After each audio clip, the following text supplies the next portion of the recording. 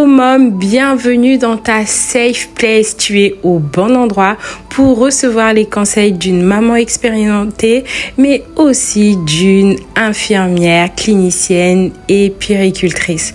Alors je vais vraiment prendre plaisir à t'apporter des conseils bien-être dans ce domaine, dans le domaine de la grossesse, dans le domaine du postpartum également. Alors on va aborder des sujets divers et variés dans le but de t'aider à t'épanouir dans cette nouvelle saison de ta vie. Alors on commence. Hello mom, comment vas-tu aujourd'hui? Alors en fait dans cet épisode, j'ai envie de te parler d'allaitement. Est-ce que à ton avis, pour être une bonne mère, il faut absolument allaiter?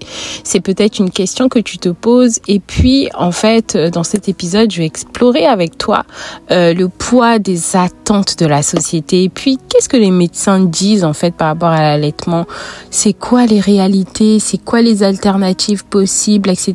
Est-ce que c'est si grave si tu choisis en fait de ne pas allaiter? En fait là, j'ai vraiment envie de te rassurer, j'ai vraiment envie de t'apporter des éléments qui vont te permettre de te positionner et de faire un choix sans culpabiliser, parce que en fait, je sais pas si ça t'est arrivé, mais moi en fait, quand t'es enceinte, en général, on te demande alors, est-ce que tu as prévu d'allaiter? Est-ce que tu as prévu d'allaiter et combien de temps tu vas allaiter? Donc vraiment, ce sont des questions en fait que plusieurs personnes te posent, que ce soit la famille, l'entourage, les amis, les collègues, etc. Donc ça montre à quel point le sujet de l'allaitement est un sujet assez important et répandu dans notre société en fonction de là où tu habites, que ce soit en Afrique, en Amérique, en Europe. En fait, le regard de l'allaitement en fait est vraiment différent. Et en réalité, j'ai envie de te dire que c'est une décision qui doit être personnelle.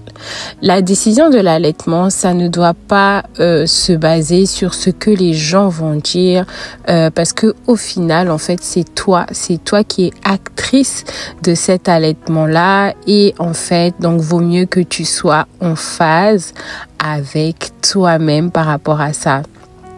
Et c'est vrai que au niveau de l'OMS, de la Société canadienne, etc., la Société canadienne de pédiatrie et tout, en gros toutes les organisations qui parlent de pédiatrie, ils recommandent, ces sociétés-là, ces organisations-là recommandent un allaitement exclusif jusqu'à peu près 5-6 mois. Parce que à partir de 5 mois, on parle de diversification alimentaire. Donc en fait, c'est tout simplement l'introduction des purées, des solides, etc. pour apporter encore plus de nutriments à ton enfant. Et en fait, les bienfaits de l'allaitement, tu dois le savoir. Tu l'as certainement déjà entendu, mais je vais te le rappeler rapidement. Pourquoi en fait ces organismes-là, ils préconisent l'allaitement? Parce qu'il y a quand même pas mal de protection immunitaire, ça réduit énormément de risques d'infection ORL, gastro, tout ce qui est pneumonie, bronchiolite, tout ça. Et donc pour le bébé, en fait, il y a quand même une meilleure digestion, ça réduit les coliques chez certains bébés, et puis pour la maman, on récupère en général beaucoup mieux durant le postpartum grâce à l'ocytocine en fait. Donc c'est sûr que y a beaucoup d'avantages de l'allaitement, et parfois on peut se dire, est-ce que je fais bien? Est-ce que je suis une bonne mère de ne pas vouloir allaiter ou de ne pas pouvoir allaiter? Parce que c'est vraiment deux choses différentes. Et tu sais, ce que je veux que tu puisses retenir au-delà de tous ces faits, au-delà de tous les de toutes les recommandations en fait, je voudrais que tu puisses savoir, comme je te l'ai dit au début, que l'allaitement c'est vraiment une décision importante, parce que le démarrage peut être difficile. Le démarrage n'est pas forcément comme tu l'imagines, avec tout ce qui est engorgement, fatigue, crevasse, etc. Ce sont quand même des réalités, d'accord? Et c'est important d'en tenir compte. Et tu sais, je vais te dire tout de suite que moi, comme tu le sais, je suis infirmière puéricultrice et puis je suis pas mal une pro allaitement parce que par la grâce de Dieu, j'ai pu allaiter mes 3 enfants pendant plusieurs mois et donc en fait, oui, j'ai beaucoup d'arguments pour te dire à quel point ça m'a fait du bien d'allaiter. Mais dans ce podcast-là, mon but vraiment, c'est d'équilibrer les choses parce que je ne veux pas pointer du doigt celles qui n'ont pas réussi à le faire ou celles qui ne voulaient pas le faire. Je pense que vraiment, le fait de ne pas allaiter n'enlève en rien l'amour, la considération que tu as en fait envers ton enfant, la bienveillance en fait que tu es en train de lui manifester en fait. Le plus important, c'est vraiment se libérer, sortir de cette pression-là de bonne mère égale allaitement, égale mère qui allaite. Donc en gros, ce que je veux te dire, c'est que ce qu'il faut savoir, c'est que tu peux penser à des alternatives. Et j'ai l'habitude de dire tellement de mamans que j'accompagne, avec qui je parle, qui me disent « Oh, j'arrive pas à allaiter grâce, est-ce que c'est grave, etc. » Je leur dis que je préfère une maman qui donne le biberon à son bébé, mais qui a le sourire, qui est épanouie, au lieu que ce soit une maman qui donne son sein à son bébé, mais qui en réalité remplie de tristesse, remplie de remords, etc. Faut pas oublier que on transmet nos émotions à nos bébés. Donc, en vrai, si l'allaitement, tu trouves que ça t'arrange pas, etc., et que c'est compliqué pour toi, je préfère que tu sois épanouie dans ton postpartum, que tu donnes le biberon et ou alors tu peux même faire un allaitement mixte si c'est vraiment quelque chose qui t'arrange, mais je veux que tu puisses trouver ton compte en fait dans ce postpartum et que tu puisses sortir d'une quelconque culpabilité parce que il y a quand même un impact social, d'accord? Ça dépend vraiment des sociétés. Par exemple, au Canada, on a un congé maternité qui peut aller jusqu'à 1 an, alors qu'en France, c'est 2 mois à peu près, si mes souvenirs sont bons. Donc, forcément, ta décision est fortement influencée par le temps que tu as en congé maternité. Donc, tu dois tenir compte de ça et ne pas tomber dans la comparaison, en fait.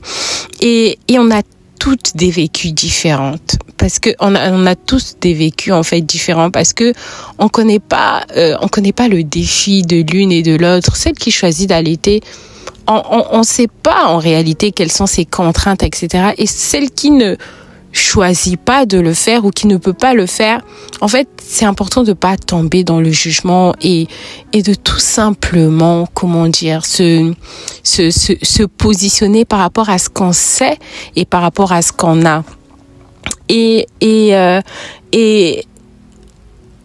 en fait, une bonne mère, ce n'est pas celle qui suit une norme, en fait. Une bonne mère, c'est une mère qui sait s'adapter aux besoins de son bébé, mais aussi à ses besoins. Donc, c'est vraiment l'équilibre que je voulais t'apporter. Et tu sais, comme moi, qu'il y a des alternatives comme le lait infantile, etc. Ce que je veux que tu retiennes, c'est que ton bébé, il a surtout besoin d'une maman qui est disponible, qui est aimante, qui est en sécurité, en fait. Et si peut-être tu as des difficultés pour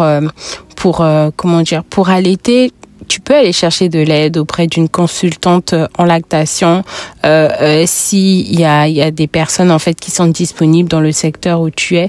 Mais le plus important, c'est que je veux que tu saches que tu as la liberté de choisir ce qui est bon en fait pour ton bébé et pour toi en fait. Je veux aussi que tu te souviennes que être une bonne mère, ce n'est pas cocher une case. Être une bonne mère, c'est tout simplement être là. C'est tout simplement aimer, protéger, répondre en fait aux besoins de son enfant. Et que tu sois en train d'allaiter ou pas, tu restes la meilleure maman pour ton bébé. Donc voilà, c'est ce que je voulais partager avec toi. Et si cet épisode t'a aider à déculpabiliser, n'hésite pas à me le faire savoir en commentaire. Abonne-toi, partage-le à une autre maman qui pourrait avoir besoin d'entendre ça. Être une bonne mère, faut-il absolument allaiter? Oui ou non? Donc voilà, j'espère profondément avoir répondu à tes questions et n'hésite pas à rejoindre la communauté des mômes débutantes et n'hésite pas à m'écrire à contact@momdébutante.com si tu as des questions et que tu aimerais que nous puissions approfondir ce sujet en privé. Je te dis d'ici là, porte-toi bien et à bientôt.